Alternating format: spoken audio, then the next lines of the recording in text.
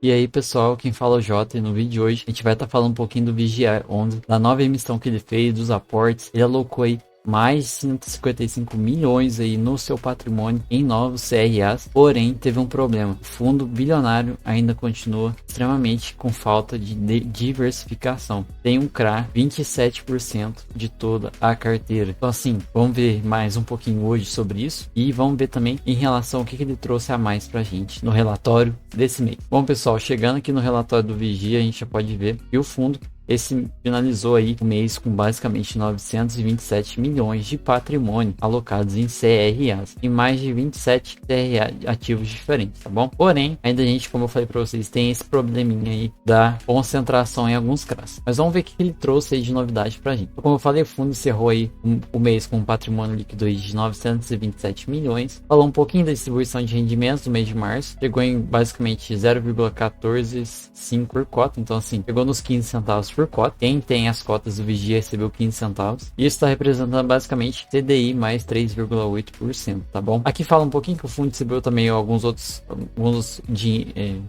rendimentos em relação à questão da quarta emissão e tudo mais. Isso não é importante pra gente, tá bom? Mas fica aí quem exerceu o poder de compra e recebeu. Aí fala basicamente que no dia 23 de março foi encerrada a oferta, tá? E logo eles já falaram que estavam bem comprometidos com a alocação rápida da quarta emissão. E já alocaram tudo aí, basicamente em CRA. Basicamente no mês de março, aí, de tudo que ele arrecadou e tudo mais, ele arrecadou um total de 155 milhões em CRAs, sendo 55 milhões no CRA Bela Agrícola. E tá aí o grande problema da concentração a um cupom de CDI mais 4,20%. Alocou 22 milhões no CRA Cotricel, com CDI mais 5%, e 78 milhões no CRA Fiagril, na verdade, com cupom de CDI mais 4,95%. Então assim, as alocações do Vigia foram um pouco concentradas, não teve tanta diversificação quanto a gente espera. Isso aí eu vejo que foi um erro deles, tá? No momento, mas a gestão justificou, e eu vou te mostrar mais abaixo para você. E basicamente eles venderam 8 milhões no CRA Rodoil, 4 milhões do CRA Santa Fé e 18 milhões do CRA Cotricão. E aqui fala um pouquinho mais em relação a essa exposição que eles estão tendo. O CRA Bela Agrícola e o CRA Fiagril foi adquirido de forma transitória para garantir a alocação rápida dos recursos da quarta emissão. Então, basicamente o que a gestão fala é, eles alocaram de forma rápida e temporária ali, só para eles poderem alocar o mais rápido possível esse valor da emissão, tudo mais, esse dinheiro que eles tinham no caixa, pro dinheiro não ficar ali no caixa, rodando tudo mais, eles resolveram fazer essa alocação aí nesses dois fiagros que eles já tinham na carteira, inclusive. Aqui fala, a fim de estabelecer o melhor rendimento dos cotistas que ingressaram na oferta. Nesse sentido, a gestão já realizou a venda de aproximadamente 5 milhões dos CRAs Bela Agrícola e continuar diminuindo a posição desses ativos ao longo dos próximos meses para a aquisição de novos CRAs. Então assim, a ideia da gestão é, a gente se expõe a esses fiagros, a esses CRAs que a gente já conhece, para a gente poder ir estudando novos CRAs, para a gente poder ir alocando de maneira mais devagar, porém, dando rendimento para os cotistas. O que acontece? Tem muitos fundos que ficam com o dinheiro no caixa ali rodando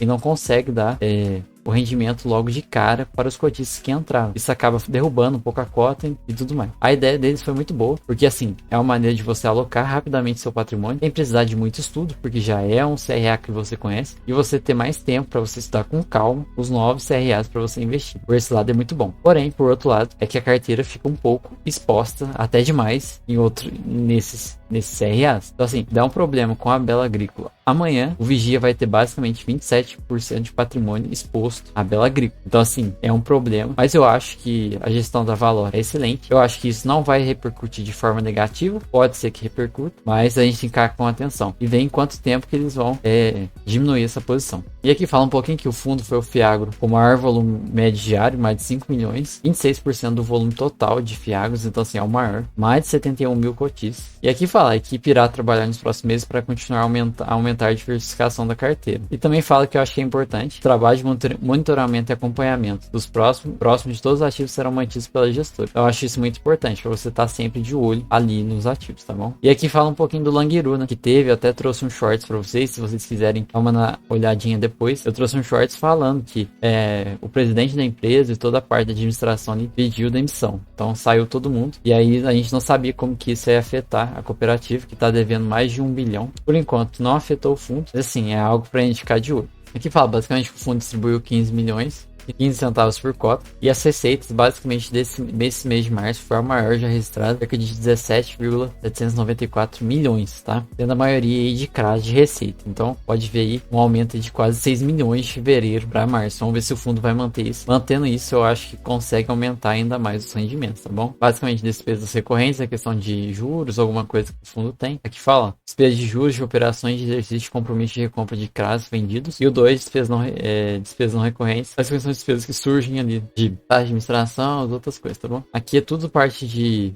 taxa de administração, todas as outras coisas, tá bom? Já tá junto aí. Então o fundo deu um resultado de praticamente 16 milhões e distribuiu 11 milhões e 500. Então colocou uma boa parte de reserva, tá bom? Acho que é para não dar um descasamento muito grande, assim, um susto, né? E fala um pouquinho da reserva, tá em cerca de 6 centavos por cota, uma boa reserva, pode aumentar. E aqui assim, eu destaquei, a gente chega na carteira de ativos, eu destaquei que a gente tem que ficar basicamente de olho. O primeiro é o Languiru, que atualmente, fazendo as somas de porcentagem, passa aí dos 12, 13%, tá bom? Então a gente tem que ficar de olho para ver, porque, vamos dizer assim, se o Languiru para de pagar, basicamente o rendimento vai cair na porcentagem do PL dele, que é cerca de 14, está na casa dos 15% ali. Cotribá também é outro que está bem presente aí, mais de 14%, quase 15%, então tem que ficar atento. E Agril, muito também, mais de 15%, grande posição. Bela Agrícola, chega nos incríveis 27% da carteira, tá no Bela Agrícola. Então, assim, 225 milhões no CRA. É aí que a gente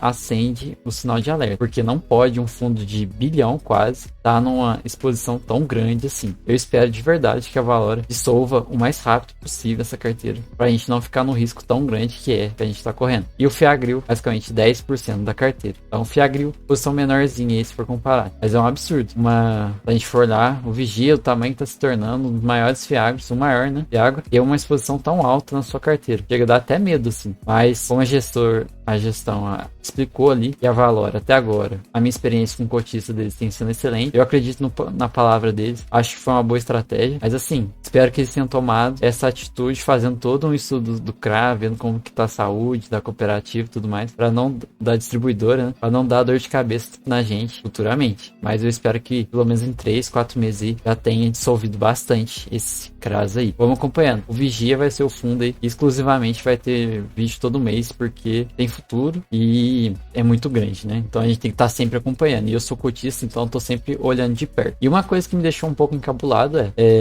parece que a Valora quer manter o Vigia 100% CDI. Não sei se é uma estratégia tão boa, apesar de ser um fundo que tem umas taxas CDI mais bem altas, porém, num período de queda de CDI aí, a gente não sabe como é que vai ser. O que resta pra gente agora é esperar e ver quais são seus próximos passos. Fala um pouquinho, né? A taxa CDI mais 5,7%. Então, assim, a gente suponha que a gente tem uma queda da taxa CDI de juros aí para 7, 8%. A gente ainda vai ter uma taxa muito, até que aceitável, uns 12% ao ano é bem aceitável. Um pouquinho da carteira, 100% CDI e 100% em CRAS. E um pouquinho, 57% da carteira é distribuidora e 36% é cooperativa. Os outros tá bem diversificado e eles podiam aumentar essa diversificação, porque o risco é muito grande quando a gente se fala de cooperativa. Tem muitas cooperativas quebradas, como a Languiru, por exemplo. Aqui fala um pouco do CRA Bela Agrícola. Operação lastreada em debêntures emitidas pela Bela Agrícola. É uma distribuidora de insumos agrícolas, atuando nos estados de Paraná, Santa Catarina e São Paulo. Aqui fala um pouquinho, tudo mais, das garantias. Mas assim, até executar as garantias dá um problema. A gente tá vendo lá no DEVA 11. Teve recuperação judicial, não pode executar as garantias. Então assim, a Valora precisa